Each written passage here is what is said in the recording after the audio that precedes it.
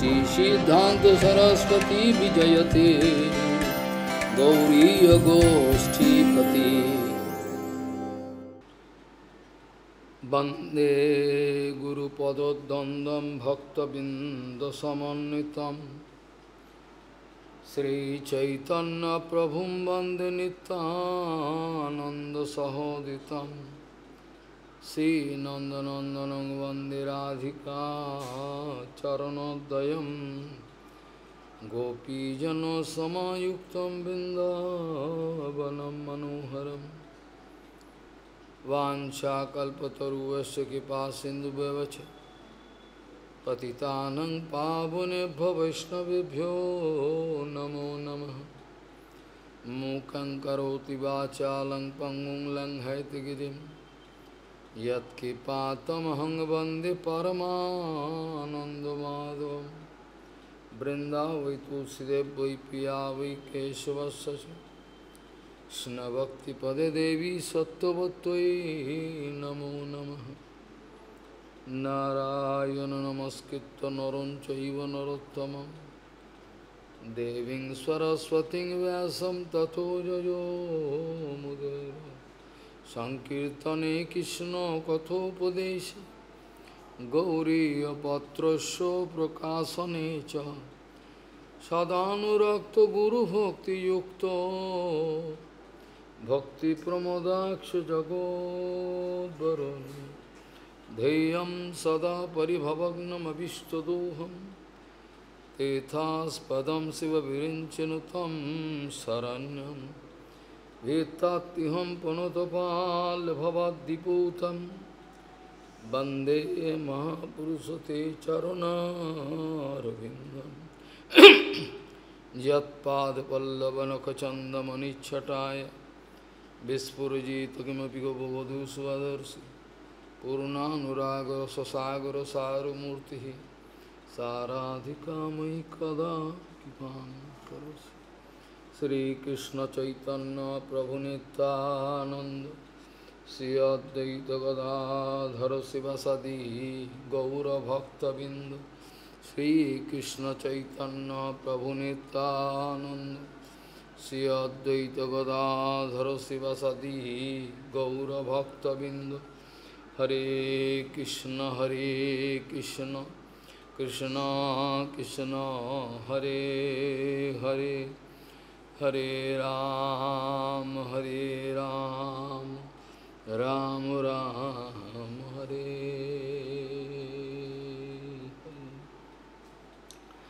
आजानुलंबित भुजौ कनकाबदातो संकीर्तनैकपितरो कमलायताक्षो विशाम्बरो द्विजवरो जुगधर्मपालो वन्दे जगत्प्रियकरो करुणावतारो। हरे कृष्ण कृष्ण कृष्ण हरे हरे हरे राम राम राम हरे हरे। नमामि गंगे तव पादपङ्कजं सुरासुरैर्वन्दितो दिव्यरूपं भुक्तिं च मुक्तिं च ददासि नित्यं भावानुरूपेण सदा नरानं। गंगातरङ्गरमणीयजटाकलापं गौरी निरन्तरविभूषी त्ववामभागं नारायणो प्रियमनङ्गमदापहारं वाराणसीपुरपति भजवीशनाथं। वागीषजुष्वदने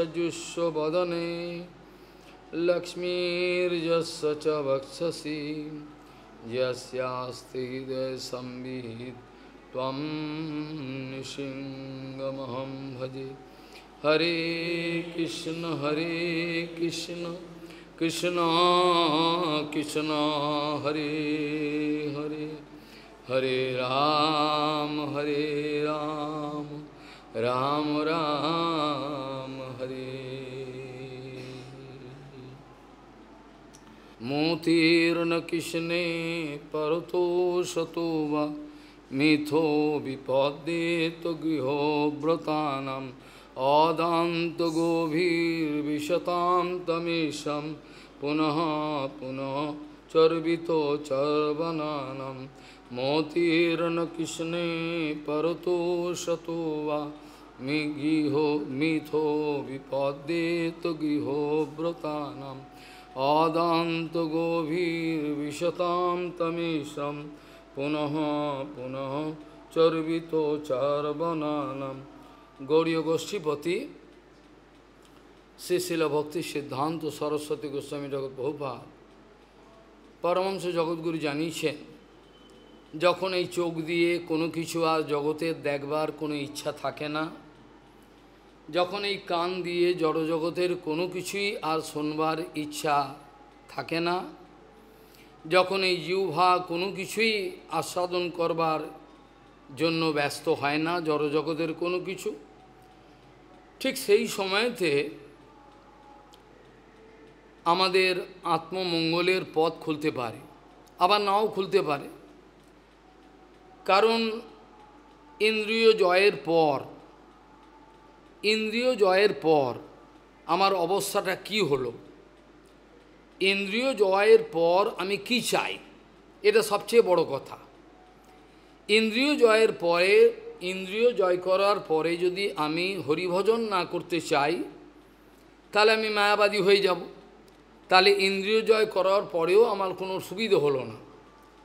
বহুপাদ জানাচ্ছেন, গৌড়ীয় গোষ্ঠীপতি শ্রী শিল ভক্তি সিদ্ধান্ত সরস্বতী গোস্বামী বহুপাদ, যখন এই চোখ দিয়ে কোনো জড়জগতের কোনো কিছু আর দেখবার ইচ্ছা থাকে না, যখন এই কান দিয়ে জড়জগতের কোনো কিছুই শুনবার আর কোনো আগ্রহ থাকে না, যখন এই জিহ্বা দিয়ে জড়জগতের কোনো কিছু ভালো মন্দ আস্বাদনের কোনো কিছু ইচ্ছা থাকে না, তখন আমাদের মঙ্গলের রাস্তা খুলতে পারে।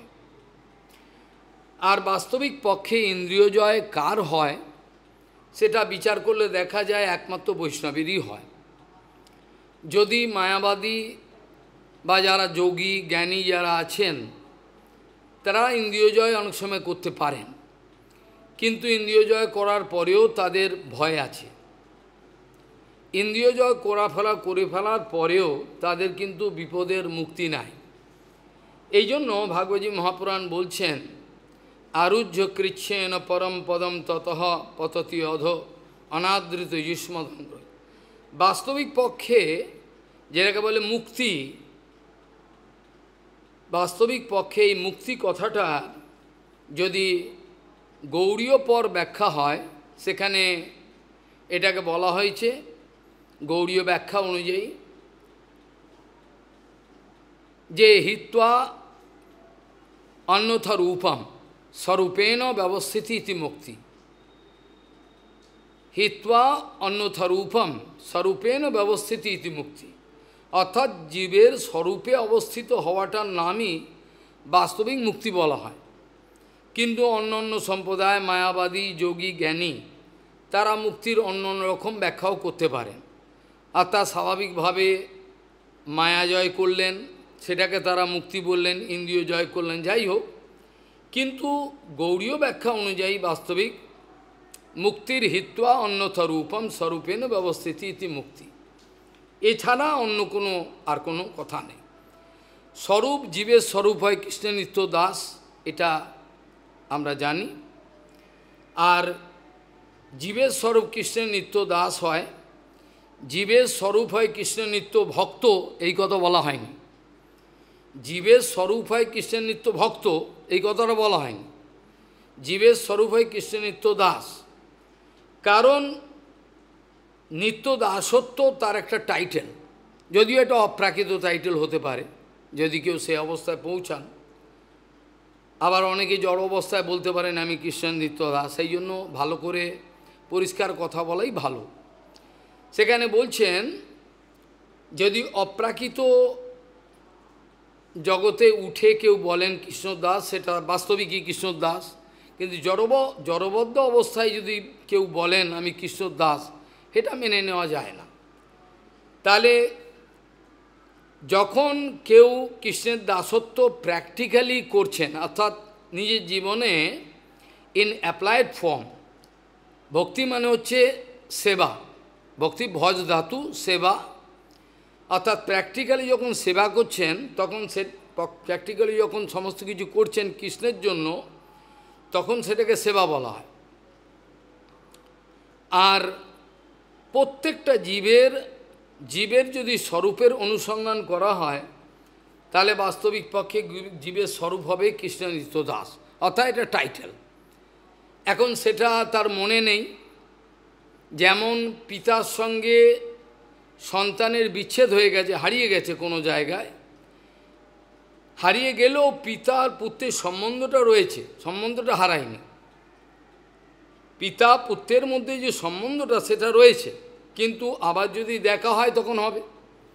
ঠিক সেরকমভাবে ভগবানের সঙ্গে যখন জীবের মুখোমুখি, অর্থাৎ জীব যখন সেবনোন্মুখ হয়, সেই সময় যখন সেবন উন্মুখ হয়, সেই সময় সে সমস্ত ইন্দ্রিয়র অ্যাক্টিভিটি, তার ক্রিয়াকর্মগুলো স্বরূপ শক্তির দ্বারা পরিচালিত হয়। স্বরূপ শক্তি যখন প্রবিষ্ট হয়, তখন সমস্ত ইন্দ্রিয়গ্রাম সেই স্বরূপ শক্তির উপস্থিতির জন্য প্রত্যেক ইন্দ্রিয়গ্রাম অ্যাক্টিভেটেড হয়। প্রত্যেকটা ইন্দ্রিয়গ্রাম ভগবানের সেবা করতে চায়, কান দিয়ে ভগবানের কথা শুনতে ইচ্ছে হয়, চক্ষু দিয়ে ভগবানের রূপ দেখতে ইচ্ছে হয়, জিহ্বা দিয়ে ভগবানের প্রসাদ আস্বাদন, যেটা অম্বরীশ মহারাজের ক্ষেত্রে বলেছেন, সবই মন কৃষ্ণ পদারবিন্দয়োর বাচাংসি বৈকুণ্ঠ গুণানুবর্ণনে করৌ তন্মন্দিরমায়োজনাদিষু শ্রুতিম চকারচ্যুত সৎকথোদয়ে মুকুন্দ লিঙ্গালয় দর্শন দিশৌ। এইভাবে তদ্ভিত্ত গাত্র স্পর্শে অঙ্গ সঙ্গমম, প্রত্যেকটা ইন্দ্রিয়গ্রাম যখন ভগবানের সেবার জন্য ব্যস্ত হয়ে পড়ে, সেবন মুখে হি ইউহায়ম স্বয়মেব স্ফুর্ত্যদ, সেই সময় ভগবানের নাম ধাম সমস্ত কিছুই স্ফূর্তিপ্রাপ্ত হয়, কিন্তু জড়বস্ত অবস্থা হয় না। তাহলে জীবের স্বরূপ হয় কৃষ্ণনিত্য দাস, কৃষ্ণনিত্য ভক্ত বলা হলো না, কারণ হচ্ছে নিত্য দাসত্ব, সে দাসত্ব টাইটেলটা আছে, সে দাস, কিন্তু সে সেবা করতেও পারে, যদি করে সে তখন সে ভক্তি হবে, আর না করলে পরে টাইটেলটা রইল। এই পর্যন্ত কথা এটা নিত্য।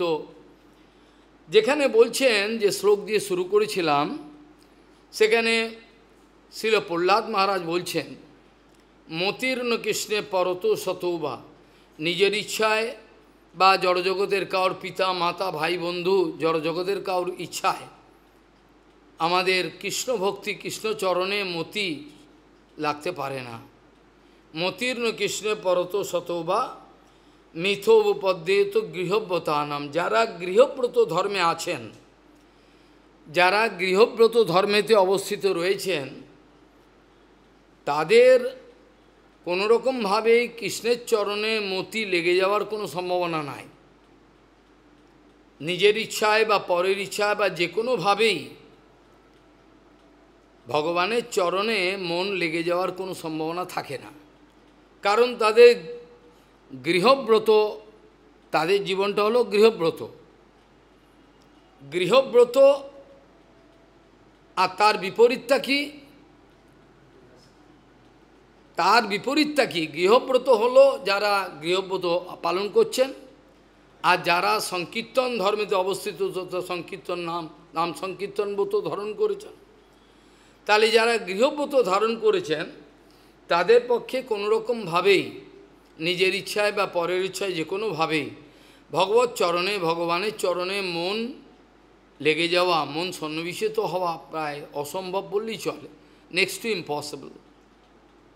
এই জন্য বলছেন মতির্ন কৃষ্ণে পরত শতবা মিথ্যব পদ্যেত গৃহব্রতানম অদান্ত গভীর বিশ্বতান্তমীশ্বম পুনঃ পুনঃ চর্বিত।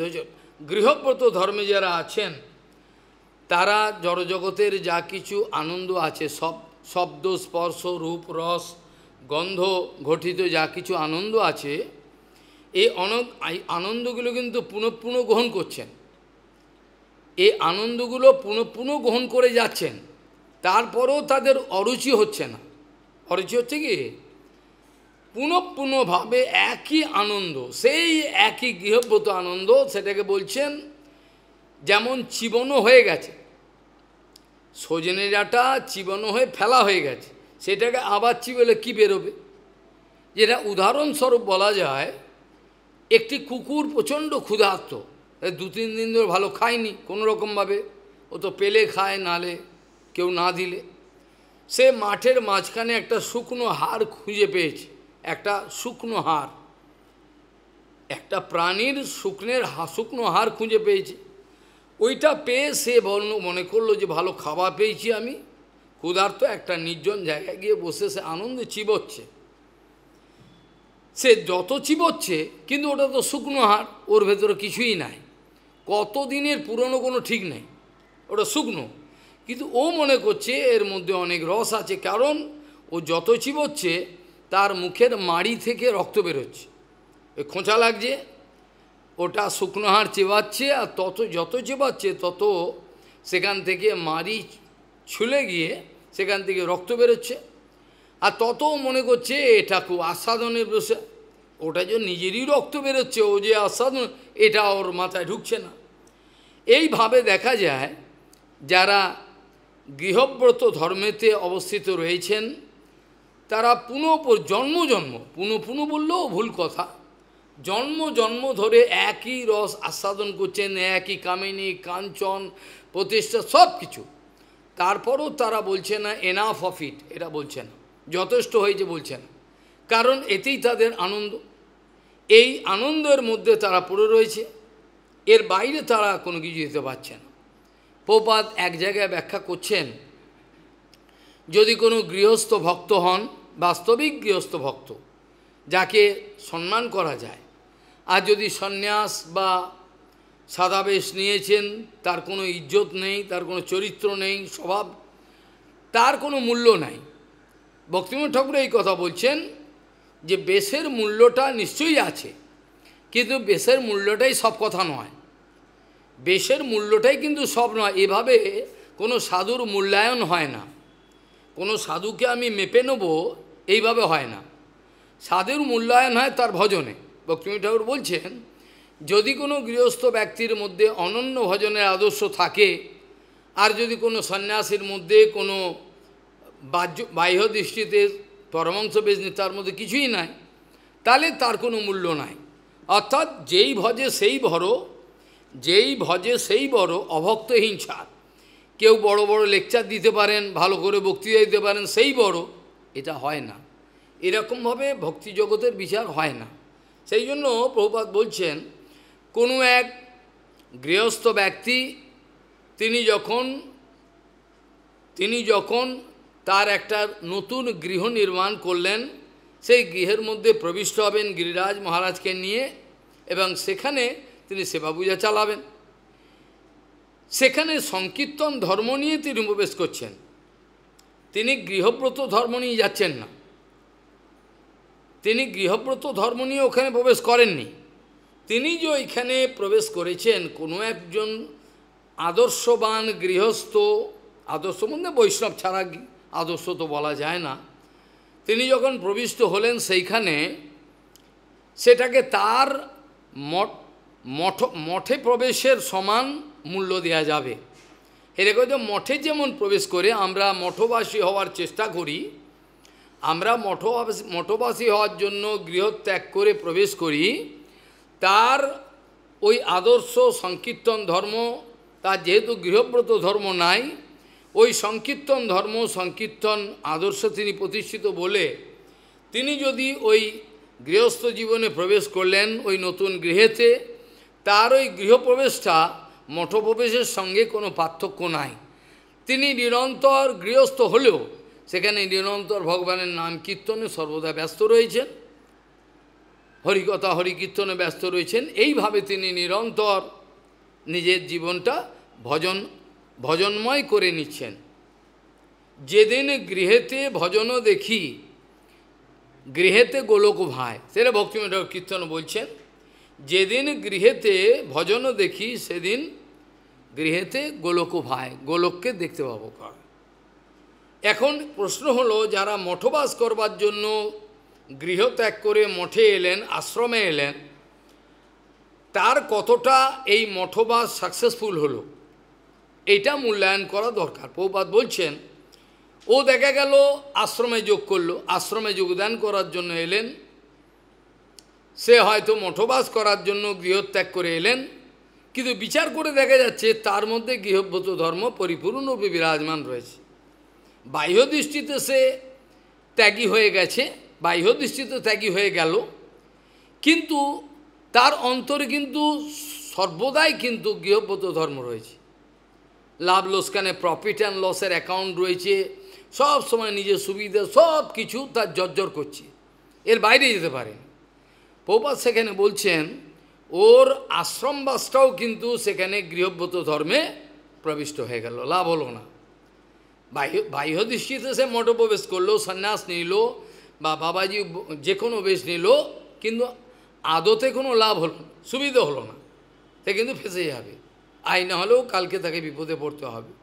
সেই জন্য বলছেন একই আনন্দ, জড়জগতের যে আনন্দ, যে উৎসবগুলো করে জগতের লোক, যেটা বৃন্দাবন দাস ঠাকুর মহাশয় চৈতন্য ভাগবতের প্রারম্ভেতেই নবদ্বীপের, অপ্রাকৃত নবদ্বীপের তো চিরকাল বিরাজমান আনন্দ, কিন্তু এই নবদ্বীপ বাহ্য দৃষ্টিতে নবদ্বীপের কী অবস্থা, সেটা বৃন্দাবন দাস ঠাকুর মহাশয় চৈতন্য ভাগবতে লিখেছেন। যে লোকে বেড়ালের বিয়ে দিচ্ছে, বেড়ালের, আমি নিজের জীবনে পুতুলের বিয়ে খেয়েছি, ধনী লোক পুতুলের বিয়ে দিচ্ছে খেয়েছে, বাচ্চা বয়স, এইটুকু বয়স, লুচি পুড়ি এসব দিচ্ছে, ছোট বয়স। তো এই ধরনের মানুষ পয়সা অপচয় করে যাচ্ছে, এইভাবে তারা দেদারভাবে পয়সা অপচয় করে যাচ্ছে, কিন্তু কৃষ্ণ ভক্তি বলে কিছু নাই, যেটা বৃন্দাবন দাস ব্যাগ করছে। এইভাবে লোকে খালি জড় আনন্দে বিভোর, এছাড়া বাইরের কিচ্ছু তারা বুঝতে চায় না। হরি কৃষ্ণ গোবিন্দ নাম এসব কোনো কথাই নাই, কোনো কথাই নাই এসব। কোত্থেকে এরা, বা যদিও পুজো করে, উলইচণ্ডীর পুজো করলো, হ্যাঁ, এই সব করে তারা জীবনযাপন করছে, কুকুর বেড়ালের থেকেও অধম জীবন। মনুষ্য জীবন এই জন্য তো দেয়া হয়নি, মনুষ্য জীবনের অর্থ তো একমাত্র হরিভজনের জন্য, অন্য কোনো উদ্দেশ্যে দেয়া হয়নি। সেখানে পরম পূজ্য কেশব গোস্বামী জানাচ্ছেন যে প্রহ্লাদ মহারাজ তিনি ততদিন পর্যন্ত বাবার কাছে আদর পেয়েছিলেন, স্নেহ পেয়েছিলেন, তিনি ততদিন পর্যন্ত বাবার কাছে স্নেহ পেয়েছিলেন, আদর। অসুর, ওটাও অসুর, অসুর হলেও তার বাচ্চাকে যে আদর করতেই পারে। একটা সিংহ তার বাচ্চাকে আদর করে, একটা বাঘ তার বাচ্চাকে আদর করে, চিতাবাঘ তার বাচ্চাকে আদর করে, হিংস্র হলেও তার বাচ্চাকে তো আদর করবে, এখানে তো কোনো ভুল নেই। তো এসে অসুর তার বাচ্চাকে আদর করবে, এটাই স্বাভাবিক। অসুরেরও চোখে জল আসে, স্নেহ করে, চুমু খায়, সবই করে, কিন্তু সেটা আলাদা ধরনের, একটা আলাদা ধরনের অ্যাক্টিভিটি। সেখানে বলছেন যে হিরণ্যকশিপু ততদিন পর্যন্ত প্রহ্লাদ মহারাজকে আদর করেছিলেন, কোলে নিয়েছিলেন, তার মস্তক আঘ্রাণ করেছিলেন, ঘ্রাণ নিয়েছিলেন, চোখের জল ফেলেছিলেন। কতদিন? যতদিন পর্যন্ত না তিনি পরম সত্য কথা বলবা শুরু করেছিলেন।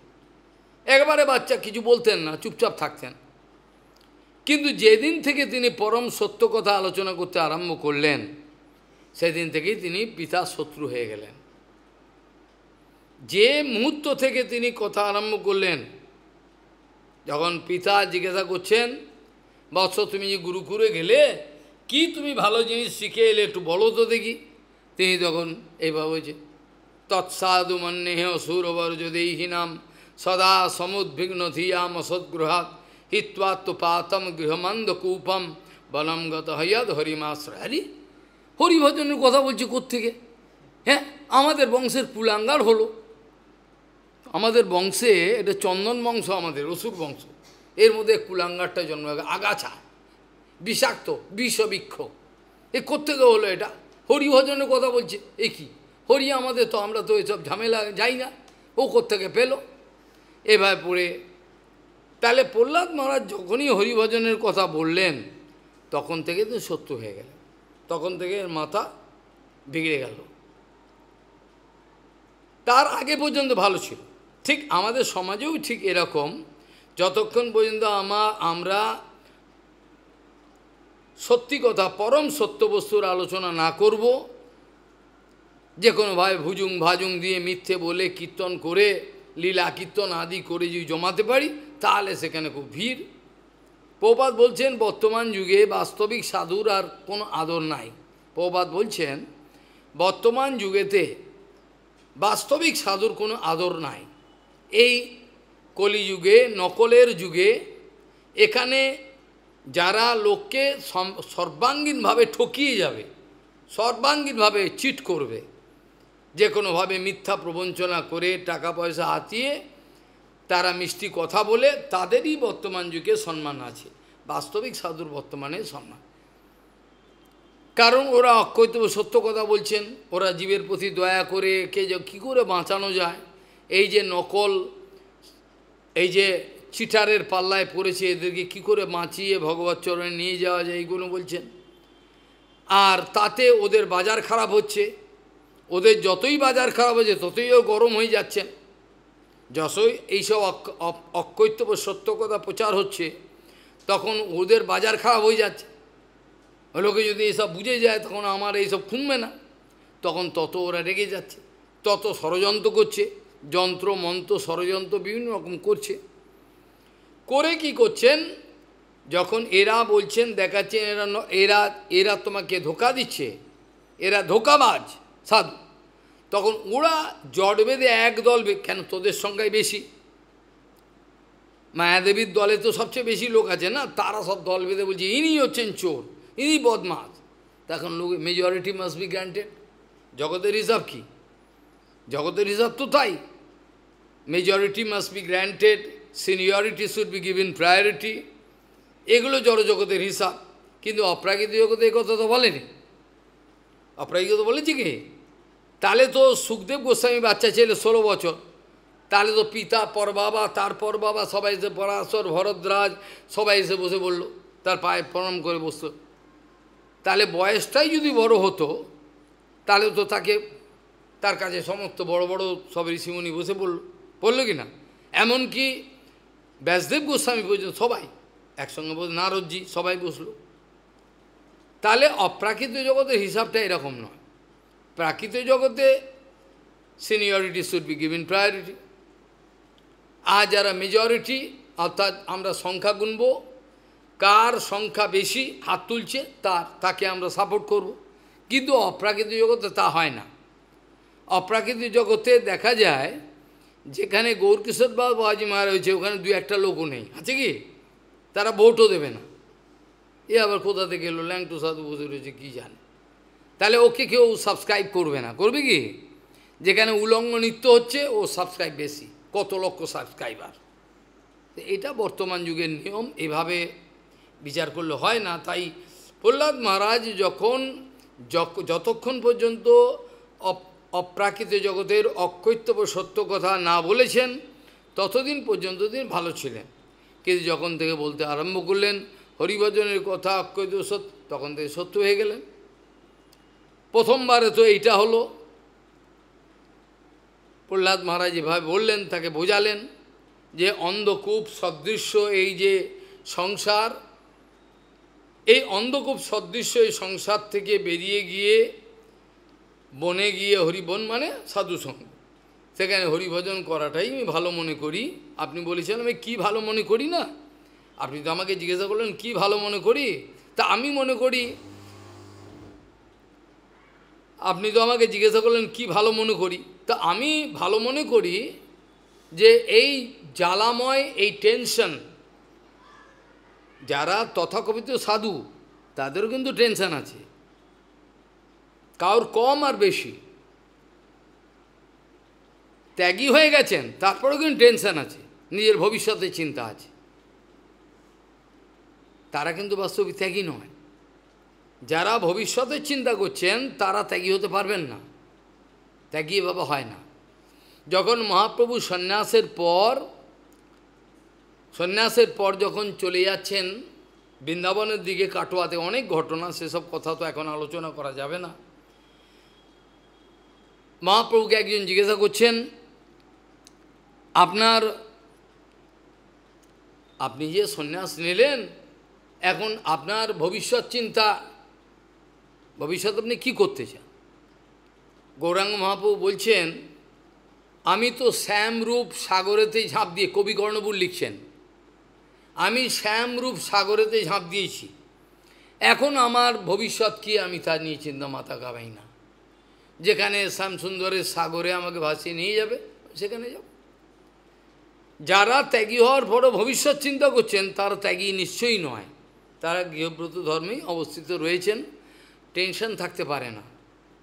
বাস্তবিক সাধুর টেনশন থাকতে পারে না, কেন? তো বিশ্বাস ভগবানের উপর নির্ভর করে রয়েছে।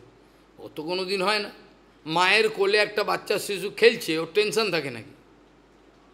ও হাত চড়াছড়ি করছেন, খেলছে, ওর কোনো আনন্দ। চারিদিকে যুদ্ধ বিগ্রহ হচ্ছে, সব ওর কোনো খেয়াল নেই, ও মায়ের কোলেতে খেলছে, কোথাও হাত পাচ্ছে, ও তো আনন্দ। ঠিক সেরকম ভগবানের আশ্রয়েতে শুদ্ধ ভক্তগণ সর্বদাই নিশ্চিন্তে থাকেন। উদ্বিগ্ন থাকা মানে হচ্ছে তার মধ্যে অন্নবিলাস নিশ্চয়ই আসে, বোঝা গেল? উদ্বিগ্ন থাকার মানে হলো সার্টেনলি হি হ্যাজ সাম অন্নাবিলাস। তাই না? উদ্বেগ আসার কোনো কাজ, উদ্বেগ কোত্থেকে হয়? উদ্বেগ মানে ভয়। ভয়ম দ্বিতীয় বিনিবেশতঃ সাত ঈশাত অপেতস্থ বিপর্যয় শ্রুতি তন্ময়ায় অত বুধ আভয়ত্তম ভক্তৈক এইসম গুরুদেবতাত্মা। তাহলে তার টেনশন আছে মানে হচ্ছে তার অন্নবিলাস আছে ভেতরে, বলছে না, সে প্রকাশ্যে বলছে না, কিন্তু তার টেনশন আছে ভেতরে। সে ভবিষ্যৎ চিন্তা করছে, কী করবো আমি, কীভাবে। তার ত্যাগী জীবন সাকসেসফুল হলো না। সর্বাঙ্গীনভাবে ভগবৎ চরণে আত্মসমর্পণের পরই ত্যাগী জীবনের সার্থকতা আসে। সর্বাঙ্গীনভাবে ভগবৎ চরণে, গুরুচরণে আত্মনিবেদনের পরেই ত্যাগী জীবনের সার্থকতা বোঝা যায়, সে আনন্দটা বোঝা যায়, তার আগে বোঝা যায় না, এটা হয় না। এই জন্য যখন বললেন এই উদ্বেগপূর্ণ এই যে সংসার, যেখানে গ্রহ তারা এগুলো অ্যাস্ট্রোলজি নিয়ে জড়জগতের লোক ব্যস্ত, বলছে আমার ব্যবসাটা ভালো যাচ্ছে না, একটু দয়া করে আমার হাতটা দেখুন কি হলো, হরস্কোপটা দেখে বলছে যে আপনার শনি খারাপ আছে, আপনি নীলা পড়ুন, আপনার মঙ্গলও খুব খারাপ, পলা পড়তে হবে, এইভাবে বিভিন্ন সাজেশন দিলেন।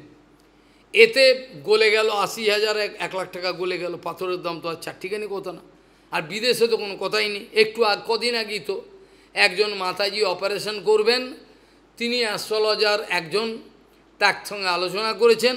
অ্যাস্ট্রোলজার বলছেন আপনি কখনোই এখন একদম করবেন না, এখন আপনি অপারেশন একদম করবেন না, এখন আপনার গ্রহ প্রচণ্ড খারাপ আছে, আর আপনার জন্য একটা যজ্ঞের ব্যবস্থা করব, খরচা হবে ওই ধরুন ৫০-৬০,০০০ টাকার মতো মাত্র করব, এরকমভাবে ঠকায় বিদেশে।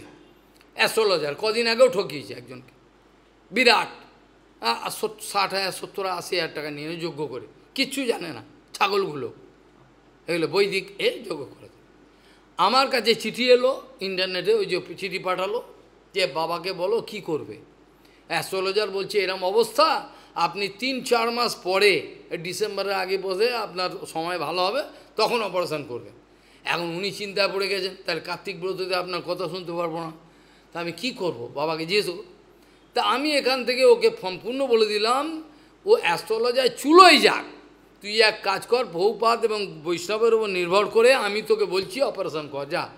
হয়ে গেল, অপারেশন সাকসেসফুল হয়ে গেল, তার ভালো হয়ে গেল, স্বাস্থ্য ভালো হয়ে গেল। তাহলে অ্যাস্ট্রোলজার বললো কিন্তু উল্টো, তাহলে যাবে না, ডিসেম্বর জানুয়ারির আগে তোমার অবস্থা ভালো।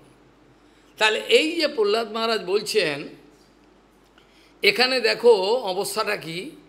এখানে প্রহ্লাদ মহারাজ বলছেন পিতাশ্রীকে যে দেখুন,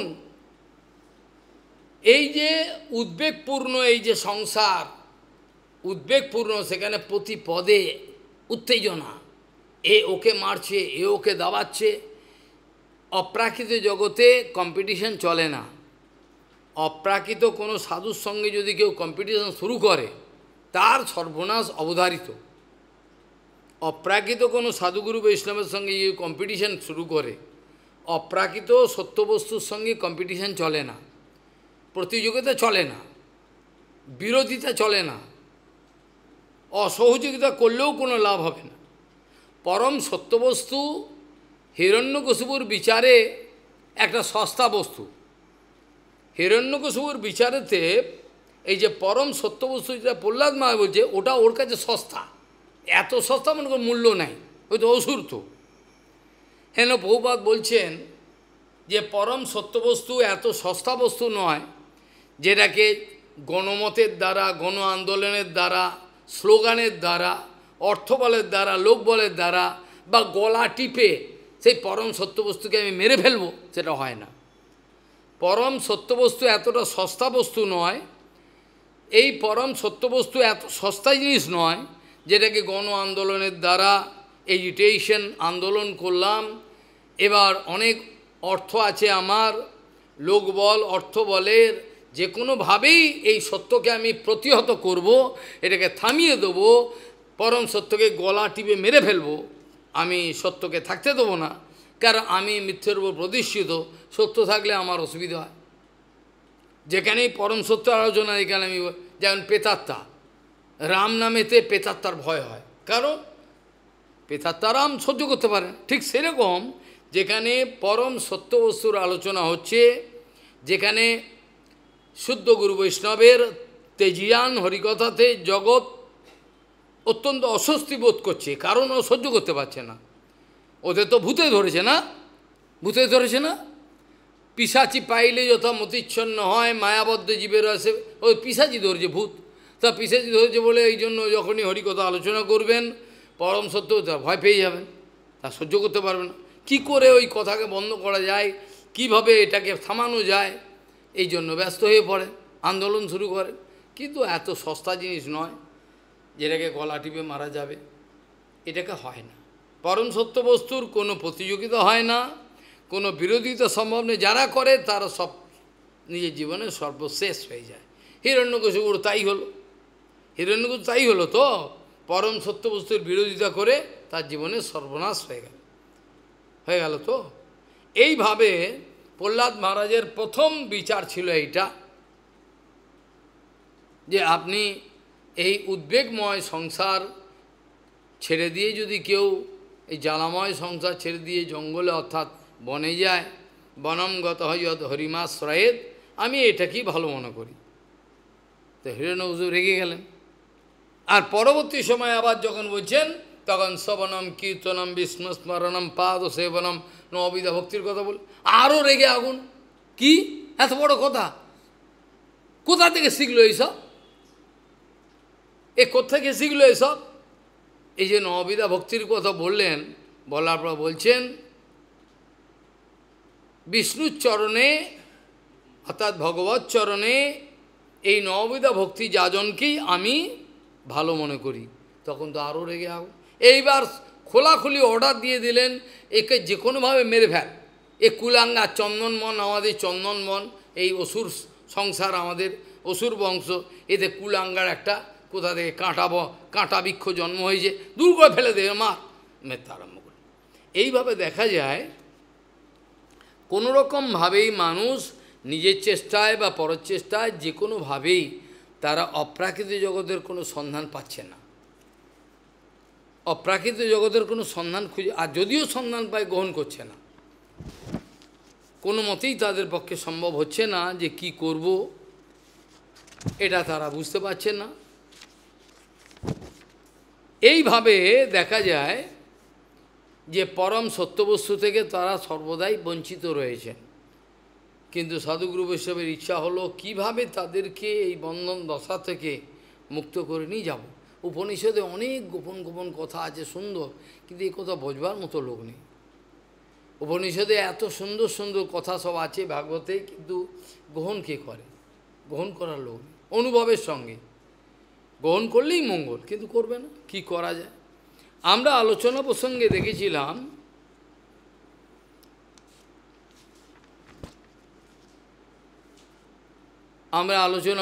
দেখেছিলাম সুখদেব, এখানে ভগবান শ্রীকৃষ্ণ উদ্ধবজি উদ্ধবজি মহারাজের প্রশ্নেতে তাকে উত্তর দিচ্ছেন।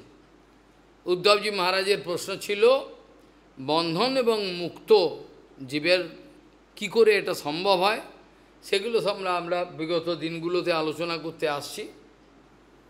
আর আলোচনা প্রসঙ্গে এখানে বলা হয়েছিল যে একশৈব মমাংশস্য জীবশৈব মহামতে বদ্ধ অস্যাবিদ্যয়া অনাদির বিদ্যয়া চ তথেতরহা। এর আগের আলোচনা তো হয়েই গেছিল। ভগবান বলছিলেন দেখো বিদ্যা এবং অবিদ্যা এই দুটোই আমার একটা তনু। বিদ্যা এবং অবিদ্যা, বিদ্যা অবিদ্যে মম তনু বিদ্যি উদ্ধব শরীরিণম আর মোক্ষ বন্ধকারী আদ্যে মায়ায়া মে বিনির্মিতে। বলছেন বিদ্যা এবং অবিদ্যা দুটো জিনিস আছে আমারই, বিদ্যা এবং অবিদ্যা দুটোই আছে, এ মায়া নির্মিত। এর দ্বারা আমি আমার এই মায়ার দ্বারা জীব বন্ধনে যায়, আবার এ অবিদ্যার দ্বারা, অবিদ্যা মানে অজ্ঞান, অজ্ঞান মানে মায়া, আর বিদ্যার দ্বারা সে মোক্ষ হতে পারে তার, এই ধরনের অবস্থাটা। কিন্তু এগুলো সবই কিন্তু আমার মায়া। তারপরে এখানে আলোচনা প্রসঙ্গে দেখেছিলাম যে এই যে জীব সকল আমারই অংশ। জীব সকল কে? জীব সকল ভগবানের অংশ, সেটা সম্বন্ধেও আলোচনা বলা হয়েছিল। গীতাতে ভগবান বলছেন মমৈব অংশ জীব লোকে জীবভূত সনাতনঃ, আমারই অংশ। তা আমারই অংশ কথাটা নিয়ে অনেক লড়াই হয়, তার ব্যাখ্যাও বলা হয়েছিল বিগত দিনে। আমার অংশ মানে ভগবানকে ডাস্ট করে, ভগবানকে গুঁড়ো গুঁড়ো করে ডাস্ট করে তার পার্টিকেল হয়েছে জীব, তা নয়। ভগবানের আমি একথাও আলোচনা করেছিলাম, ভগবান তো দূরের কথা, ভগবানের ধামের একটা ধূলিকণা যদি নেওয়া যায় বৈকুণ্ঠের বা বৃন্দাবনে, যেখানেও বৈকুণ্ঠ জগতের অ্যাজ এ হোল বৈকুণ্ঠ বলা হয়, বিগত কুণ্ঠ, সেখানে কুণ্ঠা নাই। যদি অপ্রাকৃতিক জগতের একটা ধূলিকণার মূল্য এই ইনফিনিটি প্রাকৃতিক জগৎ যে অজস্র অসংখ্য, এই প্রাকৃতিক জগতের যে যত ব্রহ্মাণ্ড আছে অসংখ্য, গোনা যায় না, সেগুলোকে যদি একদিকে রাখা যায় আর বৈকুণ্ঠ জগতের একটা ধূলিকণাকে যদি একদিকে রাখা যায়, বৈকুণ্ঠ জগতের ধূলিকণার মূল্যটা বেশি হবে। বোঝা গেল না? বোঝা গেল? তাহলে বৈকুণ্ঠ জগতের ধূলিকণার একটার মূল্য বেশি কেন? কেন এটা প্রাকৃত জগৎ নয়, অপ্রাকৃত জগৎ, অর্থাৎ পজিটিভ ওয়ার্ল্ড। আমাদের এখানে যতই মূল্য থাকুক, অনন্ত ব্রহ্মাণ্ড নিলাম প্রাকৃত, কিন্তু সব মেটেরিয়াল। প্রাকৃত আমি অনন্ত ব্রহ্মাণ্ড নিলাম, সব প্রাকৃত, জড় ব্রহ্মাণ্ড অনন্ত, কিন্তু সেগুলো যতই অনন্ত হোক, যা হোক, কিন্তু সেগুলো সব কিন্তু জড়, তার নেগেটিভ ওয়ার্ল্ড। তাহলে এটা হলো পজিটিভ ওয়ার্ল্ড, এটা হলো নেগেটিভ ওয়ার্ল্ড। তো পজিটিভ ওয়ার্ল্ডের একটা ধূলিকণার মূল্য তার অনেক মূল্য, আর নেগেটিভ ওয়ার্ল্ডে যত বেশি বিদ্বান হোক, যত বেশি তার উপাধি থাকুক, যত বেশি তার অর্থ প্রতিপত্তি থাকুক, যা কিছু থাকুক, যেখানে বামনরূপী ভগবান বলেছিলেন, কাকে? বামনরূপী ভগবান বলি মহারাজকে বলছেন, বলি মহারাজ যে তুমি ভালো কিছু চাও, এই একটা সামান্য কিছু এতে কি হবে? বলি মহারাজ বলছেন, এই বামনদেব বলছেন, দেখুন নহুষ গয় থেকে আরম্ভ করে কেউই আজ পর্যন্ত দেখলাম না তারা সন্তুষ্ট হয়েছেন। নহুষ গয় এরা কেউই আজ পর্যন্ত দেখলাম না তাদের কেউ সন্তুষ্ট হয়েছেন। কারণ জড়জগতে সন্তুষ্টি বলে কিছু নেই, আছে কি? হ্যাঁ, পুনঃ পুনঃ চর্বিত চরবানানাম, এই যে কথাটা বলা হলো সেইটাই বলা হচ্ছে। তাহলে দেখা যাচ্ছে জড়জগতে আপনি বলছেন আমাকে মহাদেশ নাও, কতগুলো দেশ নিয়ে নাও, গ্রাম, আচ্ছা ঠিক আছে, কত গ্রাম নিয়ে নাও, ঘোড়া, হাতি, যা যা চাইবে সব আমি দেবো। তিনি বলছেন আমি কিছু চাই না, 3 পাত ভূমি চাই। তুমি তোমার স্বার্থ সম্বন্ধে অবগত নও, you are not aware about your self interest. এই সেলফ ইন্টারেস্ট কথাটা যদি ব্যাখ্যা করা হয়, তাহলে সেলফ মানে হচ্ছে যদি আত্মা হয়, if I can realize the self mean Atma, then self-interest mean Hari Bhajan. But material people going to mean, material জড়জগতের লোক কী মানে, সেটা মানে আমার এই শরীর আর মন, এই যে রক্ত মাংসের একটা পুঁজের দুর্গন্ধ দূষিত একটা থলে, এইটাকেই আমি আমার মনে করে, এইটা সংক্রান্ত যত আমার ইন্টারেস্ট আছে ওটাকেই। প্রভুপাদ দুঃখ করে বলছেন, এই জড়জগতের লোক অ্যালট্রুইস্টিক মুড তাদের আছে, তারা একটা লোক জলেতে ডুবে যাচ্ছে, বলছে ডুবে যাক কোনো ক্ষতি নেই, কিন্তু লোকের দামি ঘড়িটা নিয়ে নাও, তার আংটি ফাংটিগুলো নিয়ে নাও, আর জামা কাপড় তার কোট প্যান্টটা নিয়ে নাও, মানুষটা মরুক। এটা হচ্ছে জড়জগতের XY মিশনের বিচার। এক্স মিশন বলছে আমরা দরিদ্রকে খাওয়া দিচ্ছি, ওয়াই মিশন কাপড় চোপড় দিচ্ছি, হেলিকপ্টার থেকে বন্যার দুর্গত জনেদের আমরা মুড়ি মুড়কি ছুঁড়ে দিচ্ছি, এগুলো কত বড় সেবা করছি। আর গৌরীয় মঠ কী করে? গরম কিছু করে না, আমরা হেলিকপ্টার থেকে ছুড়ে দিচ্ছি না, তবে আমরা মুড়ির প্যাকেট দিচ্ছি সব কিছু, তাহলে আমরা বড় সেবা করছি। তা প্রভুপাদ বলছেন এই জড়জগতের লোকের হিসাবটা হলো, মানুষটা মরছে মরুকে, আপত্তি নেই, কিন্তু তার দামি ঘড়িটা, তার আংটি, তার দামি কাপড়টা, জুতোটা নিয়ে নাও। এইটা হচ্ছে জড়, অর্থাৎ জড় শরীর সংক্রান্ত যত সুবিধেগুলো আছে এগুলো তারা আত্মার সুবিধে এসব কিছু বোঝে না। যদি বুঝতো তাহলে তারা ওইরকম মূর্খের মতো, গাধার মতো বলতো না জীবে প্রেম করে যেই জন সেই জন সেবিছে, এটা বলতো কি? তা নিজের জীবনেই পালন করেন। যে জিনিসটা আমি নিজের জীবনেই পালন করি না, এটা বলবার অধিকার আছে কি আমার? যত পথ তত পথ আছে, প্রমাণ করতে পারবে? তুই যে বলে দিলে প্রমাণ করে দাও। আমি যাব হিমালয়, আমি দক্ষিণ দিকে যদি যাই, কন্যাকুমারীকে চলে যাব, তাহলে যত মত তত পথ কী করল? আমি তো যাব হিমালয়, তো যত মত তত একই, তার মানে কী বলতে চেয়েছে? যত মত তত মানে একই সব। তাহলে আমি যদি যাই হিমালয় যেতে চাই, আমি যদি দক্ষিণ দিকে যেতে আরম্ভ করি, তো কন্যাকুমারীকে চলে যাব, আমি তো হিমালয় পাবো না। তাহলে বলছে যত মত সব ভুলভাল, কিন্তু ওইগুলোই লোকে বলছেন হ্যাঁ অহিংসা পরম ধর্ম। আরে অহিংসা পরম ধর্ম, এটা এথিক্যাল ক্যারেক্টার। অহিংসা, হিংসা না করা, এটা তো বেসিক একটা এথিক্যাল ক্যারেক্টার। এটা পরম ধর্ম কী করে হয়? পরম ধর্ম তো ভাগবত ধর্ম, বৈষ্ণব ধর্ম, আত্মধর্ম। ওই ছাগলগুলো সরকার থেকে লিখে রেখেছে স্টেশনেতে, অহিংসা পরম ধর্ম। আরে অহিংসা কোথায় পরম ধর্ম হলো? অহিংসাটা আমার কর্তব্য, আমি কেন হিংসা করব? এটা তো আমার ডিউটি, এথিক্যাল ক্যারেক্টার আমার হওয়া উচিত। ওটা পরম ধর্মে চলে গেল। পরম ধর্ম কাকে বলে জানো? পরম ধর্ম কাকে বলে? আত্মার ধর্ম। তো ওরা বলছে ওইটাকে পরম, মানে জগতে সব উল্টো। যা যা কিছু জগতে দেখতে পাচ্ছ, যেগুলো নিয়ে ব্যস্ত, সব উল্টো। যে বিচারটা এখন করছো, এটা যদি 2 বছর আগে করতে অনেক মঙ্গল হতো, তাহলে এত বিপদে পড়তে হতো না। এই কথাটাই যদি তুমি শুনতে আগে থেকে, 2 বছর আগে থেকে, তা তো হতো না। তা তো অপেক্ষা করেছে, কী হয়ে গেল? এমন একটা বিপদে পড়ে গেল। তা এটা তো মানুষ বোঝে না যে কোথায় মঙ্গল কোথায় অমঙ্গল হবে। দৌড়ে চলে গেল, পুড়ে গেল খাদে, এবার উঠবে কী করে?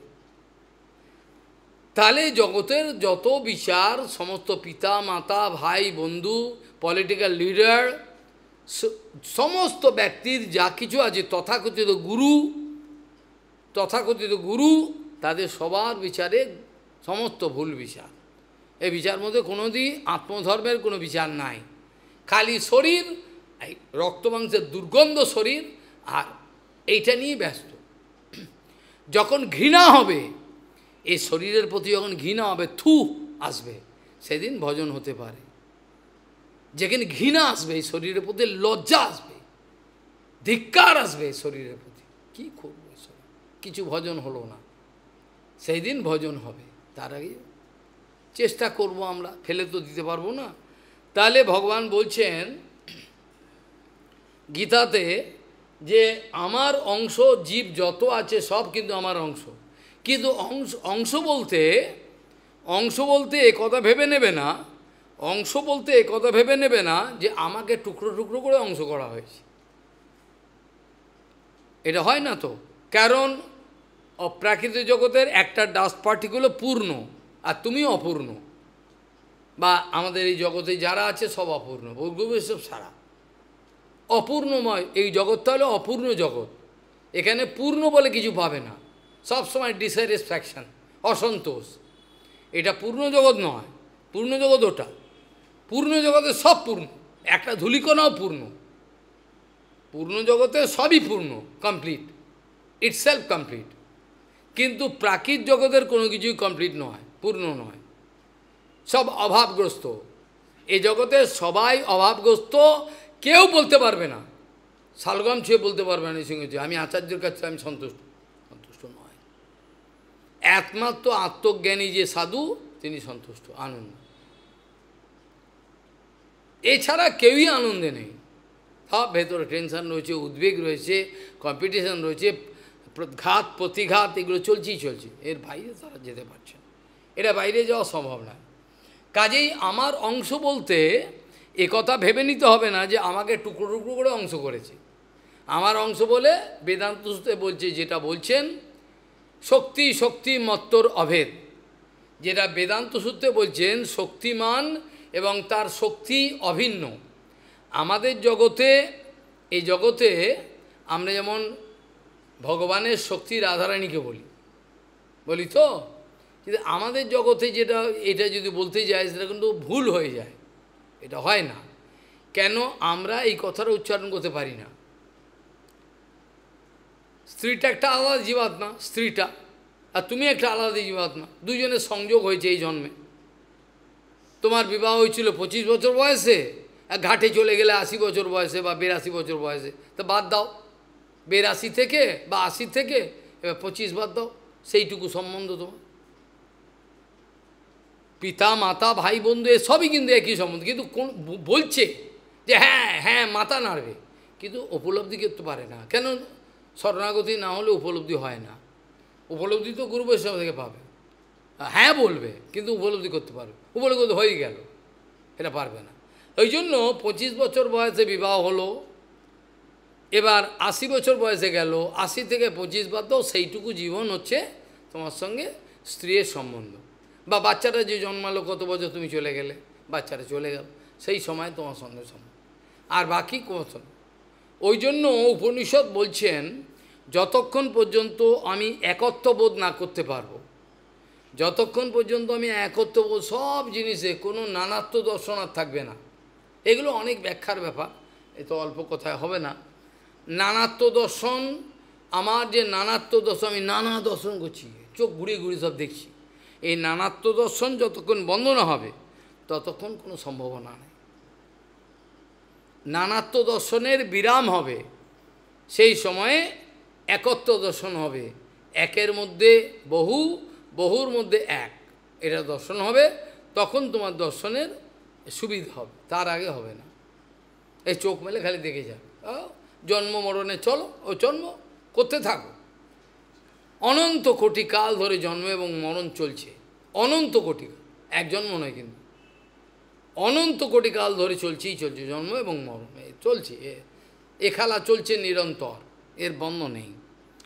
তাহলে এখানে বলছেন একশৈব মমাংশস্য জীবশৈব মহামতে বদ্ধ অস্যা অবিদ্যয়া অনাদি বিদ্যয়া চা তথেতরহ। আমার এই মায়ার যে দুটো দিক, একটা বিদ্যা এবং অবিদ্যা, এর দ্বারা জীবের বন্ধ এবং মোক্ষের কল্পনা করা হয়। কল্পনা বললেন কেন? কল্পনা এই কারণে বললেন, ভগবান আগেই বলেছেন এটা সম্পূর্ণ কাল্পনিক, জীবের কোনো বন্ধন নেই, জীবের স্বরূপে তো বন্ধন নেই, এটা যে বন্ধন হলো এটা নিজের কাল্পনিক একটা। যেমন স্বপ্ন দেখে মানুষ, স্বপ্নের মধ্যে দেখছে আমাকে গলা কেটে, এরকম হয়েছে, চিৎকার করেছে আমার গলা কেটে দিল, চিৎকার করলে তো কোথায় তো গলা কেটে দিল, তারপরে কাটেনি, চিৎকার করছে ঘুমের ঘরে, গলা কেটে দিয়েছ একজন শত্রুতা করে, তা একবারে সত্য মনে হচ্ছে, মানে মিথ্যে তো দূরের কথা, একবারে সত্য মনে হচ্ছে। স্বপ্নে যেটা দেখবে বাস্তব সত্য, কিন্তু আসল সত্য না। ঠিক এইরকমভাবে বদ্ধজীবের যে আমি, আমার দুঃখ কষ্ট যা কিছু, এগুলো সব কিন্তু একটা অলিক, অর্থাৎ কাল্পনিক। জীবের স্বরূপ যদি উদ্বোধন হয় তখন দেখবে এগুলো কিছুই ছিল না, এগুলো আরোপ করা। যেটা মায়াবাদে শঙ্করাচার্যের বিচারেতে যেটা বলা হচ্ছে, সেটা হচ্ছে আধ্যাসন। আধ্যাসন মানে হচ্ছে এটা আরোপ করা, বোঝা গেল? যেমন শঙ্করাচার্যের সম্প্রদায়ে এটা উদাহরণ দিচ্ছে, রজ্জুতে সর্পভ্রম, অর্থাৎ দড়িতে সাপের ভ্রম হলো। ভালো করে বুঝতে হবে ব্যাপারটা, এটা বেদান্তের একটু সামান্য ব্যাখ্যা। বলছেন একটা দড়ি ঝুলছে একটা কোনো তারের ওপর, হঠাৎ সে রাত্রে যাচ্ছে, দেখি দড়িটা হাওয়াতে নড়ছে, আরে সাপ বলে একবার ভয়ে পিছিয়ে গেল। পেছনে একটা লোক আসছে, সে গ্রামের ব্যাপার, লোকজন খুবই কম, সে লোক ওখানে যাবেন না, সাপ সাপ কোথায়, সাপ কোথায়, সাপ। তার কাছে আলো ছিল, ভালো করে আলো ফেলে দিন, কোথায় সাপ মশাই? দেখে একটা দড়ি ঝুলছে, তার একটা আলোতে পড়েছে ছায়া, এটা সাপের মতো এরম মনে হচ্ছে, ও সাপ, বোঝা গেল? তাহলে ওই দড়ির ছায়াটা পড়েছে, এটা কিন্তু সাপ বলে মনে হচ্ছে, এটা কিন্তু সাপ নয়। তাহলে সাপের অধ্যাসন। আচ্ছা, এর মধ্যে বৈষ্ণবরা বলছেন, বৈষ্ণব বেদান্ত দর্শনের যে বৈষ্ণব ব্যাখ্যা, এটাতে বলছেন ঠিক আছে, আপনি বলছেন সর্পতে রজ্জুভ্রম, আপনি তো এই কথা বলছেন, কিন্তু সাপ, সাপ বলে যে বস্তুটা, সেটা তো নিশ্চয়ই আছে কোথাও। হয়তো এখানে রজ্জুতে সর্পভ্রম বলছেন, কিন্তু সাপ বলে যদি কোনো বস্তু নাই থাকে, আর সাপের ভয়ঙ্কর চরিত্র সম্বন্ধে যদি ওর জ্ঞান না থাকতো, তাহলে ভয় হতো কেন? কথাটা বুঝবার মতো। সাপ বলে কোনো বস্তু যদি জগতে না থাকতো, আর সাপের ভয়ঙ্কর চরিত্র সম্বন্ধে যদি ওই ব্যক্তিটার জ্ঞান না থাকতো, তাহলে তো ভয় পাওয়া সম্ভব ছিল না। তাহলে বেদান্ত ব্যাখ্যাতে বলছেন, আপনি এখানে উল্টো ব্যাখ্যা করছেন। এই সংসারটা বলছে যে রজ্জুতে সর্প ভ্রম হচ্ছে, আর ঠিক আছে, তাহলে সাপের রিয়ালিটি তো অস্বীকার করতে পারবে না, সাপের রিয়ালিটি অস্বীকার করতে পারবে না, সাপের চরিত্র। তাহলে কোথা থেকে আপনার এটা বলে আধ্যাসন, অর্থাৎ আপনি আরোপ করলেন, করে মিথ্যা ভয় পেলেন। আপনি যেটাতে ভয় পাও ওরা আদৌ ভয়ের কিছু নয়, কিন্তু আপনি আরোপ করলেন এই সাপ, আরোপ করলেন, মন থেকে আরোপ করলেন যে সাপ, বলে ভয় পেয়ে গেলেন। এটা বলে আধ্যাসন বলা হয়। সেই জন্য এখানে ভগবান বলছেন, দেখো জীবের যে সুখ দুঃখ যা কিছু, সব কিছুর মূলে কিন্তু অধ্যাসন। একটা ছায়া পড়েছে, যেটা সম্বন্ধে ভক্তিবিনোদ ঠাকুরকে প্রশ্ন করা হয়েছিল, আচ্ছা মায়া কাকে বলে, একটা কথায় বলুন, একটা লাইনে, মায়া কাকে বলে একটা লাইনে বলবেন দয়া করে। ভক্তিবিনোদ ঠাকুরকে বলা হয়েছে, ভক্তিবিনোদ ঠাকুর কী বললেন, উত্তর দিলেন। ভক্তিবিনোদ ঠাকুর উত্তরটাকে স্পেকটিকুলার মনে রাখা দরকার। ভক্তিবিনোদ ঠাকুর বলছেন, দেখুন ভগবানের অন্তরঙ্গা শক্তি, স্বরূপ শক্তি, শক্তি, ভগবানের যে অন্তরঙ্গা শক্তি, স্বরূপ শক্তি, ওটাই শক্তি। এর বাইরে যে শক্তি আছে বলে মনে হয়, কিন্তু স্বরূপ শক্তি না থাকলে পরে যার অস্তিত্ব থাকে না, তাকে বলে মায়া শক্তি। কী বুঝলেন? বাংলায় ডবল এম এ করলে বলে কী বললো রে বাবা, বুঝতে পারবে না এ কী বললো, অন্ত সোজা কথা, বাংলা কথা। ভগবানের স্বরূপ শক্তি হলো সত্যি। ভগবানের স্বরূপ শক্তির বাইরে যে শক্তি আছে বলে মনে হয়, কিন্তু এই স্বরূপ শক্তি না থাকলে যে শক্তির অস্তিত্বই থাকে না, তাকে মায়া শক্তি। কী বুঝলে তাহলে, কী বুঝলো? বাংলায় যদি এম এ করে তা বুঝতে পারছেন। এটার মানে হলো এই, মানুষটা বসে রয়েছে এখানে, আলোটা পড়েছে, তার পেছনে দেখো ছায়াটা পড়েছে, এই আলোটা রয়েছে, মানুষটা রয়েছে, তো আলোটা রয়েছে, মানুষটা রয়েছে, পেছনে দেখো ছায়া পড়েছে। তাহলে মানুষটা যদি নাই থাকতো, তার ছায়াটা পড়ার প্রশ্ন আসতো না, আসতো কি? মানুষ আলো থাক না, আলো আছে তো ক্ষতি কি? কিন্তু মানুষটা কোনো বস্তু, কোনো রিয়াল অবজেক্ট, ফিজিক্সের মতে রিয়াল অবজেক্ট বলা হয়, এটাকে আমরা রিয়াল বলি না আমরা বৈষ্ণব পরিভাষায়, তবে এখন বিজ্ঞানের ভিত্তিতে বলা যাক, পদার্থবিজ্ঞানে বলা হয় না, কোনো একটা সদ্বস্তু মানে যার এক্সিস্টেন্স আছে, এটাকে সৎ বলা হয়। আমাদের বৈষ্ণব পরিভাষা অনেক গভীর, যার নিত্যকাল স্মৃতি আছে। তা যাই হোক, কোনো একটা বস্তু যদি থাকে, তবে তার আলো যদি তার মুখোমুখি পড়ে বা তার পেছন থেকে পড়ে, তবে তার ছায়ার প্রশ্ন আসে। এখন আমি যদি বলি মানুষটাকে বা ওই অবজেক্টটাকে রাখবো না, সামান্য ফিজিক্স যারা পৌঁছেছে, গভীর অত ফিজিক্সে অনার্স নিতেও হবে না, সামান্য খালি ওই বস্তুটা রইল, আলোটা রইল, তার ছায়া পড়ছে, আমি যদি বস্তুটাকে সরিয়ে ফেলি, তো ওই বস্তু বা ব্যক্তিকে, তাহলে কি ছায়াটা পড়বে? আর পড়বে না। যেটা ব্রহ্মসংহিতায় বলছেন, সৃষ্টি স্মৃতি প্রলয় সাধন শক্তি রেখা ছায়ে বজস্ব ভুবনানি বিবর্তে দুর্গা ইচ্ছানুরূপম পি যস্য চেষ্টতে সা গোবিন্দ আদিপুরুষম। তো এখানে পরিষ্কার বলে দিচ্ছেন, ব্রহ্মা যা দেখেছেন তাই বলছেন, সৃষ্টি স্মৃতি প্রলয় সাধন শক্তি রেখা ছায়েব, ছায়া ইব, ছায়ার মতো যে বিভর্তি দুর্গা জগৎকে চালাচ্ছেন। তাহলে ইব, ইব মানে মতন, মতন বললে পরে আমি কি সেই বস্তুই রিয়ালিটি বুঝবো? হ্যাঁ, ওকে দেখতে দেখো, ওর মতন দেখতে, আর মতন হলে কি সেই ব্যক্তি হয়ে গেল নাকি? এটা তো ব্যাকরণে অন্যরকম অনেক ব্যাখ্যা আছে, যেখানে বলছেন যে উপমান উপমা সমাসে যদি একই বস্তু নেয়ার আপক্ষে অনেকটা কাম, তাহলে আমরা আলোচনা করি উপমান উপমা সমাস। যেমন রামচন্দ্রের মুখটাকে তুলনা করতে যাচ্ছেন তুলসীদাসজি, তিনি বলছেন মুখ পদ্ম, আর বলছে সূর্যের সঙ্গে তুলনা করবেন। তো সূর্যের সঙ্গে সূর্যের সঙ্গে কী করে তুলনা করা যায়? তো জ্বালাময় সূর্য, তো তাপ হয়, গায়ে ঘাম হয়, ধূপ, সূর্যের সঙ্গে তুলনা করব না। চন্দ্রমার সঙ্গে তুলনা করতে ভালো হয়, চন্দ্রমা তুলনা করতে হবে। চন্দ্রের সঙ্গে কী করে তুললাম? চন্দ্রেতে কত কলঙ্ক রয়েছে, কালো কালো দাগ, হচ্ছে না। যা কিছু জগতের দেখছেন ভালো, তুলসীদাসজি চেষ্টা করছেন রামচন্দ্রের মুখশ্রীকে তার সঙ্গে তুলনা করব, কিন্তু নেই তো, কোনো বস্তু তো জগতে নাই যেটা রামচন্দ্রের মুখের সঙ্গে তুলনা করা যায়। এটা তো একটা আমরা কথা, গুরুচরণ, মুখপদ্ম এইসব আমরা বলি, হস্তপদ্ম, পাদপদ্ম এগুলো বলে থাকি। এগুলো আমরা নিয়ার অ্যাপ্রক্সিমেশনে, পদ্ম যেহেতু মূল্যবান, লক্ষ্মী দেবীর অধিষ্ঠান আছে, আর পদ্ম এই জগতে সবচেয়ে সুন্দর আমরা মনে করি, ওই জন্য আমরা তুলনা করি। আসলে তো এইটার সঙ্গে তুলনা কী করে করব? পদ্মফলাসলোচন বলি আমরা, এগুলো তুলনা করি, কিন্তু রামচন্দ্রের মুখটাকে তো জড়জগতের কোনো কিছু দিয়ে তুলনা করা যাবে না। কেন? জড়জগতে এমন কোনো বস্তুই নাই যেটা রামচন্দ্রের মুখের সঙ্গে কম করেও নিয়ার অ্যাপ্রক্সিমেশনে তুলনা করা, সেটাও নাই। আছে কি?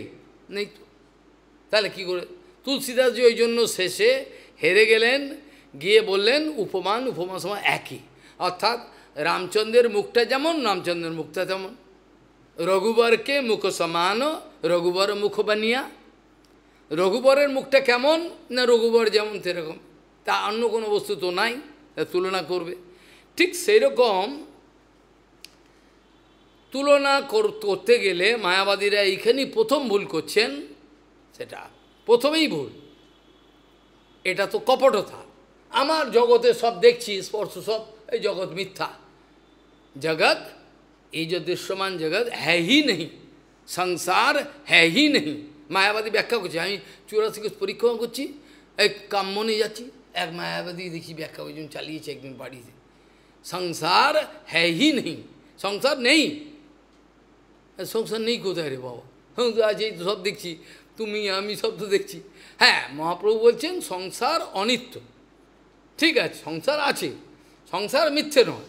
মহাপ্রভু বলছেন সংসার মিথ্যে নয়, সংসার আছে কিন্তু অনিত্য। এই অনিত্য বস্তুতে আকর্ষণ হলেই তার অমঙ্গলের শেষ নেই। অনিত্য বস্তুতে যার আকর্ষণ হবে তার কোনো মঙ্গলের শাস্তা নাই, ওই জড়িয়ে পড়বে। জড়িয়ে পড়বে, আস্তে আস্তে আস্তে জড়িয়ে পড়বে। অক্টোপাস দেখি, অক্টোপাস, অক্টোপাস কী করে, প্রথমে বুঝতে পারে না লোকে, এটা মাংস আস্তে আস্তে আস্তে ধরে, পুরো একেবারে 8টা পা দিয়ে ধরে একেবারে তার সমস্ত কিছু খেয়ে ফেলে দেবে, অক্টোপাস। ঠিক সেরকম মায়া আমাদেরকে আস্তে আস্তে প্রথমে মিষ্টি করে আসবে, তারপরে জড়াবে, জড়িয়ে জড়িয়ে তারপরে রক্ত মাংস খেয়ে ডুগডুগি বাজাবে। এবার তারপর ভালো হল, রক্ত মাংস খেয়ে লাগছে ডুগডুগি বাজাবে, কিছু থাকবে না। এই হচ্ছে অবস্থা। তাহলে দেখা গেল যে জীবের স্বরূপের মধ্যে বন্ধন বলে কিছু নেই। এত কথা বলতে হলো খালি আধ্যাস কথাটা বোঝাবা, অনুভব করবার জন্য। এটা সন্ত গোস্বামী ভালো, আমি হরিকথা বলেছিলাম। হ্যাঁ, মায়াবাদী প্রফেসর ব্যাখ্যা করছে। তো সন্ত মহারাজ যখন লাস্টে একে উঠেছেন, তো আপনি বললেন যে সবই ব্রহ্ম, আপনি ব্রহ্ম, আমি ঠিক আছে সব ব্রহ্ম। তাহলে লাঠিটা নিয়ে ওকে মারতে গিয়ে, এই আপনি মারছেন কেন? এই তো বললেন সব ব্রহ্ম, আপনি ব্রহ্ম, আমি ব্রহ্ম, লাঠিটাও ব্রহ্ম, তা আপনি ভয় পেলেন কেন? হ্যাঁ, সন্ত মহারাজ এক কথায় লোকে হো হো করে হাসতে আরম্ভ করলো, তুই বেটা চিটার, প্রফেসর বেটা মায়াবাদী, কিছু করতে পারলেন, লজ্জায় মাথা কাটা যায়। ওই যে আপনি তাহলে মিথ্যে কথা বলছেন, কি করে হলো? হ্যাঁ, বললেন সব ব্রহ্ম, আপনি ব্রহ্ম হয়ে গেছেন, আচ্ছা আসুন এবার দেখি, তা ভয় পেলেন কেন? এইভাবে মিথ্যে কথা বলে, দার্শনিক বিচার করে। যাই হোক, এখানে বলছেন এই আমার মায়ার দুটো দিক আছে। আমারই মায়া, কিন্তু এটা বিদ্যা, এটা হচ্ছে অবিদ্যা। একটার দ্বারা লোকের বন্ধন, একটার দ্বারা বুঝতে পারে যে আমার বন্ধন হচ্ছে, এটা থেকে বেরিয়ে আসার চেষ্টা করে। কিন্তু তার মানে যেন এটা না বুঝে নেয়, এই যে বিদ্যার কথাটা বললাম, এই বিদ্যাটাকেও কিন্তু ফেলে দিতে হবে। এই ব্যাখ্যা কিন্তু আমি অনেক আগে করেছি, 6 মাস আগে, মনে আছে কি? মনে নেই, কেউ মাথায় কিছু নেই। এই বিদ্যাটাকেও ফেলে দিতে হবে। एवं गुरुपसनैक भक्त्या विद्या कुटरेण सितेन धीर बिभृश्य जीवा स्वयं अप्रमत्त संगृश्य आत्मनम अथो এটাকে ফেলে দিতে হবে। এটা রাখলেও কিন্তু ভগবান পাবে না। কিন্তু এটা বর্তমানে কাজে লাগছে, বর্তমানে তো কাটে লাগছে, তো বর্তমানে কাজে লাগছে। পেন্সিলটা যদি আমি যদি ছুরি দিয়ে কাটি, ব্লেড দিয়ে কাটি, তাহলে আমি লিখতে পারবো, সুবিধা হবে।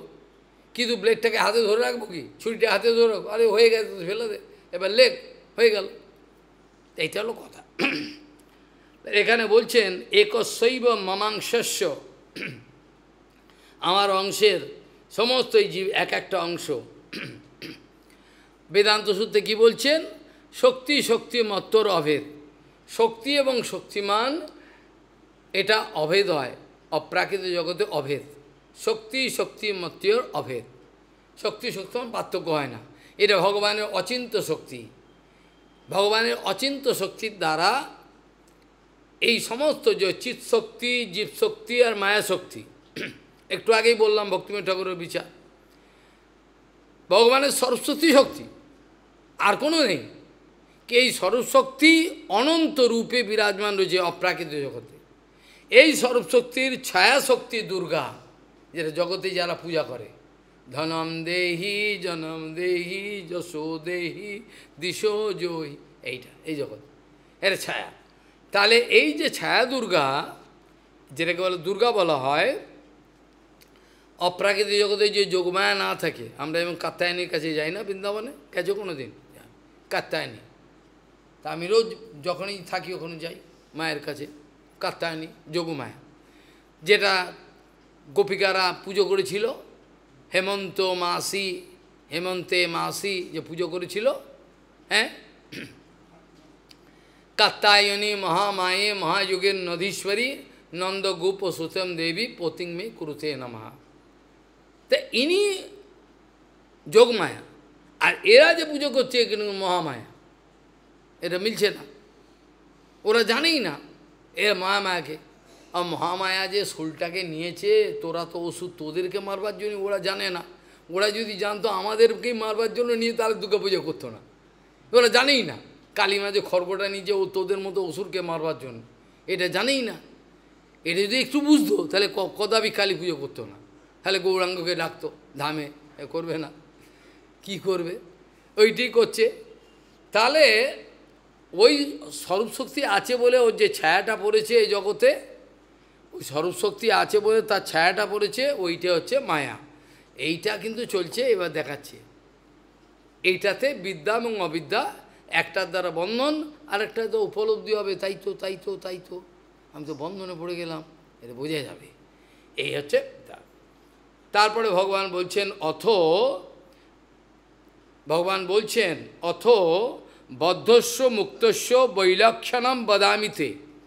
বদ্ধ এবং মুক্তের যে বৈলক্ষণ, স্পেসিফিক্যাল এটা ডকুমেন্টস, মানে প্রমাণ, লক্ষণগুলো, এগুলো তোমাকে আমি বলছি। এখন তোমাকে আমি বলছি অথ বদ্ধস্ব মুক্তস্ব বৈলক্ষণম বদামিতে। বিলক্ষণ মানে সিমটম, লক্ষণগুলো আমি তোমাকে বলছি। বিরুদ্ধ ধর্মিণ স্থাত স্থিতয় রেখো ধর্মিণী। এখানে বলছেন যে হে তাত, এই যে পরস্পর বিরুদ্ধ ধর্ম সম্পন্ন, বদ্ধ এবং মুক্ত বিরুদ্ধ ধর্ম সম্পন্ন, তো যে মুক্ত অবস্থায় রয়েছে সে একটা আলাদা, আর বুদ্ধ অবস্থায় রয়েছে। এই বদ্ধ মিথ্যে উভয়ের বৈলক্ষণ তোমার নিখন আমি এখন এদের স্পেসিফিক্যাল যে সিমটমগুলো, যেমন রোগ হলে কি রোগ হয়েছে ব্লাড টেস্ট করতে, আগে তো তাও করতে হতো, এমন ডাক্তার ছিল দেখে বলে দিত কী হয়েছে, বা নারী দেখে বলতো, এখন সেসব থাকতে না। একটা গরিব লোক যদি যায়, তা বলে রক্ত পরীক্ষা করো, সে বলছে আমার পেটে তলপেটে, বলছে তলপেটের ফটো তুলে আসুন। ও গরিব লোক, ও বলছে আমার এখানে ব্যথা, যখন ফটো তুলে ও কোথা থেকে তুলবে, ওর পয়সাই নেই, গরিব, সব লুটে পয়সাগুলো নিয়ে ছেড়ে দিল। হাটে কিচ্ছু হয়নি, বলছে আপনার হাট পাল্টাতে হবে, 2.5 লাখ টাকা জমা দিন আগে, কিচ্ছু হয়নি। হে এখন ভেলোরে গেল, দূর কিচ্ছু হয়নি, সামান্য একটা ওষুধ দিয়েছিল। সব চোর বর্তমানে এমন একটা অবস্থা হয়েছে। রিয়ালিটি খুব আছে, কম আছে, থাকতে হবে, খুবই কম, সব চোর। এইরকম অবস্থা দাঁড়িয়েছে বর্তমানে। তো এখানে বলছেন দেখো, আমি এই বিরুদ্ধ ধর্ম, এটা একে অপরের বিরুদ্ধ ধর্ম, বদ্ধের এবং মুক্তের তো বিরুদ্ধ, কন্ট্রাডিক্টরি, এগুলো তোমার কাছে আমি লক্ষণগুলো বর্ণনা করছি, তুমি শোনবার চেষ্টা করো ভালো মন দিয়ে। সেখানে ভগবান বলছেন যে দেখো, সুপর্ণৌ এতৌ সদৃশৌ সখায়ৌ যদৃচ্ছয়ৈতৌ কৃত নিরৌ চবিক্ষে। সব তৌ বলছে, কেন বলছে? দ্বিবচন আছে এখানে। বলছেন এই দুটো, একটা পিপ্পল বৃক্ষে দুটো পাখি বাসা করেছে, দুটো পাখি।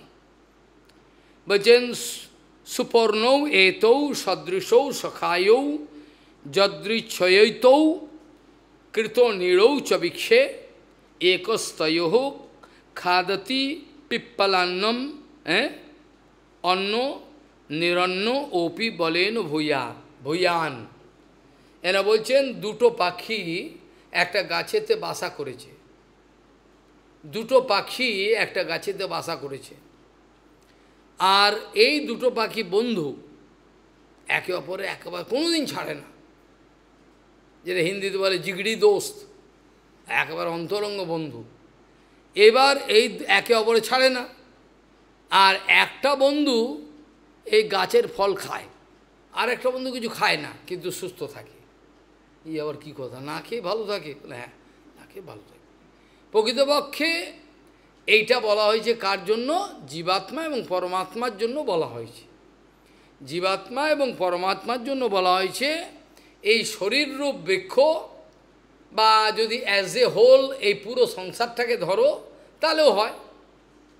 এই সংসারের যে প্রকাশটা গীতা থেকে বলছেন, ঊর্ধ্বমূলম অধঃ শাখম। হ্যাঁ, ঊর্ধ্বমূল কি বলেন রে বাবা, আজে বাজে কথা। গাছের মূল ওপরে আকাশে, আপনি কিছু বুঝলো না ব্যাপারটা। এখানে বৃক্ষ হলে কি হয়, বৃক্ষের মূলটা মাটির তলায় যায়, কিন্তু ভগবান তো সর্বসংসারের মূল, তিনি তো আর তলায় নেই, ওপরে। এই জন্য বলছেন ভুবনদ্রুমঃ, ভগবানকে ভাগবতে বলা ভুবনদ্রুমঃ। এই ভুবনদ্রুমঃ, এই যে ভুবন বৃক্ষ, এটা কার থেকে এসছে? ঈশ্বর পরমকৃষ্ণ সচ্চিদানন্দ বিগ্রহ, অনাদিরাদি গোবিন্দ সর্বকারণ কারণ। তাহলে এই বৃক্ষটা কিন্তু গোবিন্দ থেকে এসছে, আমি কিন্তু জানতে পারছি না। যখন মানুষের, আমি আজকে সত্যি কথা যদি কেউ অনুভব করে, তাহলে বুকটা তার ফেটে যাবে। জগতে কাউকে আপন দেখতে পারবো, সব দেখবে এই কী হচ্ছে এই চারিদিকে। একমাত্র সাধুগুরু বৈষ্ণব স্যার কেউ আপন নেই, কেউ বাঁচাতে পারবে না। কিন্তু অনুভবই নেই, কাউ অনুভবটাই হচ্ছে না, আসল জায়গায় ছাই গোড়া। সেখানে বলছেন দুটো পক্ষীর মধ্যে এক পক্ষী ওই সংসার রূপ বৃক্ষের সুখ দুঃখরূপী ফল। সংসার বৃক্ষে কী কী হয়? সংসার বৃক্ষে কী কী ফল হয়? সুখ দুঃখের ফল হয়, তাই তো। এই যে ভগবান গীতাতে বললেন ঊর্ধ্বমূল অমদ শাখম, ঊর্ধ্বমূল অধ শাখম। এটি সংসারের ভুবনদ্রুম, এই শাখা প্রশাখা সংসারের বিরাট বিস্তৃত। এই বৃক্ষের মূলটা ওপরে, মূল ভগবানই তো সব। যত যজ্ঞ আছে সব যজ্ঞের মূলেতে বিষ্ণু, আর তো কিছু নেই, যা কিছু করো। তাহলে এই সংসার বৃক্ষের ফল কি হয়?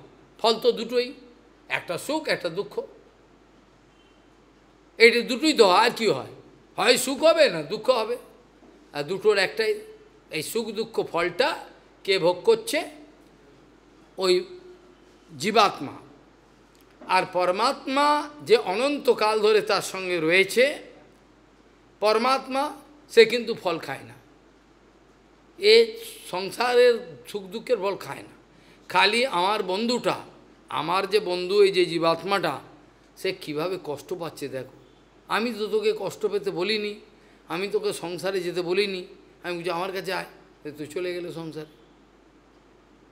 জীবাত্মা কষ্ট পায় আর পরমাত্মা চোখের জল ফেলে, আমি দেখো কী কষ্ট পাচ্ছে।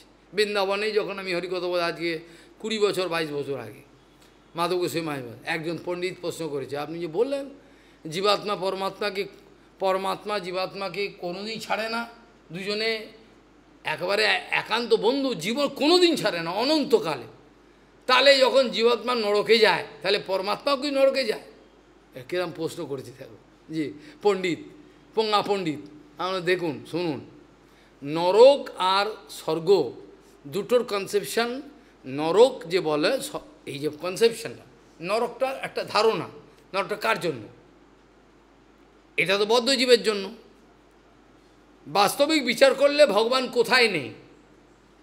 ভগবান তো অমনি প্রেজেন্ট, অমনিশিয়েন্ট। ভগবান কোথাও নেই এমন একটা দেখাও। কোনো জায়গায় নেই ভগবান, যে হতেই পারে, সব জায়গায় তো ভগবান আছে, এটা তো আলাদা কথা। কিন্তু জীবাত্মা পরমাত্মা যে দুই বন্ধু, একে অপরকে ছাড়ে না, এটা বেদান্তে, উপনিষদে, ভাগবতে সমস্ত জায়গায় প্রমাণিত হয়ে গেছে, প্রমাণ আছে। এখন যদি মনে করেন, কেউ আমাকে প্রশ্ন করলো, তাহলে কি জীবাত্মা যখন নরকে চলে গেল পরমাত্মাও যায়, ওখানে গিয়ে কাঁদবে।